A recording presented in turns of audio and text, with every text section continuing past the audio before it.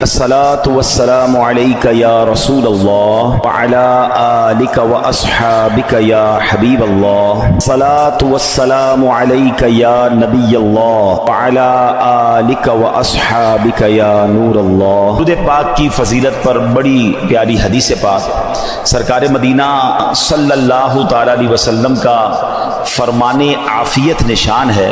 اے لوگو، بے شک بروز قیامت اس کی دہشتوں اور حساب کتاب سے جلد نجات پانے والا شخص وہ ہوگا جس نے تم میں سے مجھ پر دنیا کے اندر بکثرت درود شریف پڑھے ہوں گے. ہم الحمدللہ ہر جمعے ہی تقریباً یہ حدیث پاک سنتے ہیں کہ جس کا مضمون ہے کہ جو کوئی شخص جمعہ کے دن 200 بار درود پاک پڑھے، حدیث پاک کے مضمون کے مطابق اس کے 200 برس کے گناہ معاف کر دیے جاتے ہیں. صلو علی الحبیب صلی اللہ تعالی علی محمد صلی اللہ علیہ وسلم. حضرت اسماعیل کے بارے میں حکم ہوتا ہے 7 سال کی عمر، ایک روایت کے مطابق، ٹھیک ہے. خواب میں آپ کو کہا جاتا ہے آپ نے 3 راتوں تک مسلسل خواب کہ اپنے بیٹے کو ذبح کرو. اگین ذرا سمجھیے گا قربانی کا لیول. 99 ایئرز کی دعا کے بعد بیٹا ملا ہے. پہلے حکم ہوا صحرا میں چھوڑ کے آ جاؤ، آپ چھوڑ کے آ گئے ہیں. کتنا بڑا امتحان تھا. اب اس سے بڑا امتحان کہ اب اس کو ذبح کر دو. اچھا، اب یہ بھی جلیں، آج آپ کو بہت خوبصورت بات سننے کو ملے گی کہ آپ کو جب 8 ذوالحجہ کی آپ نے خواب دیکھا نا تو آپ کنفیوز رہے کہ یہ شیطان کی طرف سے یا اللہ کی طرف سے خواب ہے. تو یہ جو سوچ بچار ہے نا، سوچ بچار کو کہتے ہیں ترویہ. تو جو 8 ذوالحجہ کا دن ہے اس کو یوم الترویہ کہا جاتا ہے. اس کی وجہ یہ ہے ایک بار پھر خواب آیا تو آپ نے یقین کر لیا کہ یہ اللہ کی طرف سے حکم ہے. تو اس لیے 9 ذوالحجہ کو کیا کہا جاتا ہے؟ یوم عرفہ. عرفات کہتے ہیں پہچان کا دن. آپ کو یقین ہو گیا کہ یہ خواب اللہ کی طرف سے ہے. اور 10 ذوالحجہ کو آپ ذبح کرنے کو چلے تو یوم النحر کہا جاتا ہے، ذبح کا دن. یہ ایکچولی یوم ترویہ، یوم عرفہ اور یوم النحر یہ حضرت ابراہیم کی کیفیات تھیں. اچھا، اب آپ نے کمال یہ کیا کہ جب آپ کو یقین ہو گیا نا، آپ نے اپنے بیٹے سے بھی پوچھ لیا کہ بیٹا مجھے اس طرح خواب آیا ہے، تم کیا کہتے ہو؟ 7 سال کا بیٹا ہے، ایک روایت کے مطابق ان کی 10 سال عمر ہے. اللہ اکبر. وہ بیٹا بھی کیسا ہے. جب آپ نے بیٹے سے پوچھا تو بیٹا کہتا ہے ابو جی یا بنیا انی ارا فی المنام، قرآن میں یہ الفاظ موجود ہیں، انی اذبحک فانظر ماذا تری. اے میرے بیٹے، میں نے خواب میں دیکھا کہ میں تجھے ذبح کر رہا ہوں، تیری کیا رائے ہے؟ ہائے ہائے. بیٹا کیا کہتا ہے؟ یا ابت افعل ما تؤمر. اے والد صاحب کیجئے جس بات کا آپ کو حکم دیا جا رہا ہے. ستجدونی انشاء اللہ من الصابرین. خدا نے چاہا تو قریب ہے آپ مجھے صابر پائیں گے، صبر والا پائیں گے. اللہ اکبر. اور ایسا ہی ہوا. آپ اپنے بیٹے کو لے کے جا رہے ہیں، آپ نے اپنی بی بی ہاجرہ کو کہا اس کو تیار کر دو، میں کہیں لے جا رہا ہوں. بتایا نہیں ماں کو، انہوں نے بڑا تیار کیا ان کو. آگے گئے تو اب شیطان اتنی بڑی قربانی کو کیسے ہضم کرتا. فوراً گیا بی بی ہاجرہ کے پاس. اے ہاجرہ، پتہ ہے تمہارے شوہر کہاں جا رہے ہیں؟ آپ کے بیٹے کو لے کر کہاں جا رہے ہیں؟ کہا ذبح کرنے جا رہے ہیں. کہا نہیں، وہ تو کسی سے ملانے لے جا رہے ہیں، تیار کر کے لے گئے. کہا نہیں، وہ ذبح کرنے جا رہے ہیں. کیونکہ باپ بھی بیٹے کو ذبح کرتا ہے. بی بی ہاجرہ کہتی ہیں. اب شیطان کہتا ہے کہ ہاں اس لیے کر رہے ہیں کہ اللہ کا حکم ہے. کہا اللہ کا حکم ہے؟ پھر ٹھیک ہے، میں راضی ہوں. ہائے ہائے ہائے، رب کا حکم ہے نا. کیسی ماں تھی، کہتی پھر میں راضی ہوں. شیطان کا ادھر بس چلا نہیں، حضرت اسماعیل کے پاس پہنچا. کہا اے بیٹے، تمہیں پتا تمہارے ابو کہاں لے جا رہے ہیں؟ کہا ابو کہیں لے جا رہے ہیں مجھے. کہ تمہیں ذبح کرنے لے جا رہے ہیں. کہا کوئی باپ بھی بیٹے کو ذبح کرتا ہے؟ کہا ہاں اللہ کا حکم ہے. اللہ کا حکم ہے، پھر میں بھی راضی ہوں.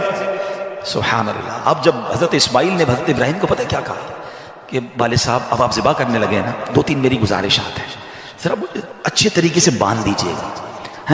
کہ ایسا نہ ہو کہ جب مجھے آپ ذبح کریں تو میں زیادہ تڑپوں تو میرے خون کے چھینٹے آپ کے کپڑوں پر گریں گے تو آپ کے کپڑے خراب ہوں. چھری کو ذرا تیز کر لیجیے گا تاکہ مجھے تکلیف کم ہو. مجھے الٹا لٹا کے ذبح کیجیے گا تاکہ آپ میرا چہرہ نہیں دیکھ سکیں. اور ہاں، یہ جو میرا کرتا ہے نا میری ماں کو دے دیجیے گا تاکہ اس کو بیچاری کو تسلی ہو جائے.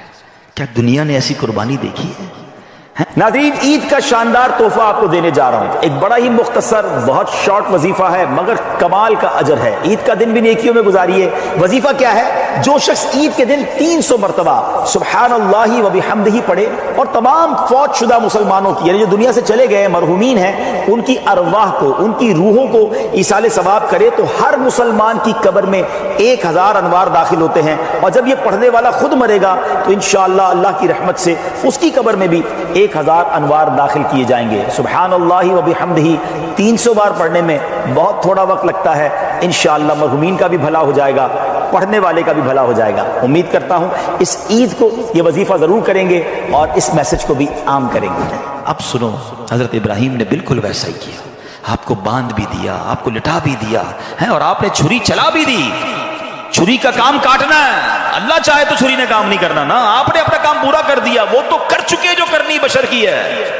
مگر پھر کیا ہوا؟ سبحان اللہ، یہ امتحان ختم ہوا اور اب آسمان سے آواز آئی۔ حضرت ابراہیم بالکل اوپر بیٹھے ہیں اور چھری چلا رہے ہیں، تو اوپر سے آواز آئی، سبحان اللہ، اللہ اکبر، اللہ اکبر۔ آپ نے جب سر اٹھایا تو دیکھا جبریل امین جنت سے مینڈھا دمبا لے کر آ رہے ہیں، تو آپ سمجھ گئے میرے امتحان کا وقت پورا ہو گیا ہے۔ بے شاختہ آپ کی زبان سے نکلا لا الہ الا اللہ واللہ اکبر۔ تو حضرت اسماعیل تو نیچے لیٹے ہوئے تھے، وہ بھی سمجھ گئے کہ لگتا ہے ہمارا امتحان پورا ہو گیا۔ وہ کہتے ہیں اللہ اکبر وللہ الحمد۔ یہ جو عید والے دن تسبیح پڑھتے ہیں نا، کیا یونیک تسبیح ہے، کیا یونیک تکبیر ہے، کن تین شخصیتوں کی زبان سے نکلا ہے۔ پہلا پارٹ حضرت جبریل کی آواز میں is the middle part of that تکبیر حضرت ابراہیم نے ادا کیا ہے، اور آخری حصہ ہے حضرت اسماعیل کی زبانی۔ ذرا سوچو تو صحیح کیسا منظر ہوگا، ذرا مل کے تکبیر پڑھیں اور اس منظر کو یاد کریں۔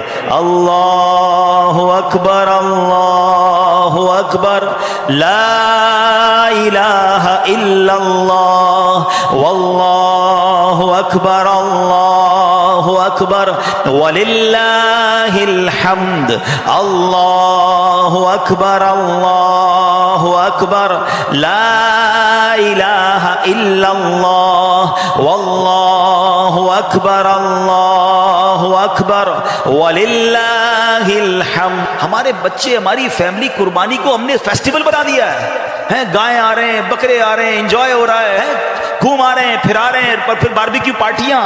کبھی تو یاد کرو یار، کیا ہوا تھا، یہ کیوں کر رہے ہیں قربانی، یہ کیسی قربانی کی داستان ہے، کب بتائیں گے ہم، کب اس کو سوچے تو صحیح۔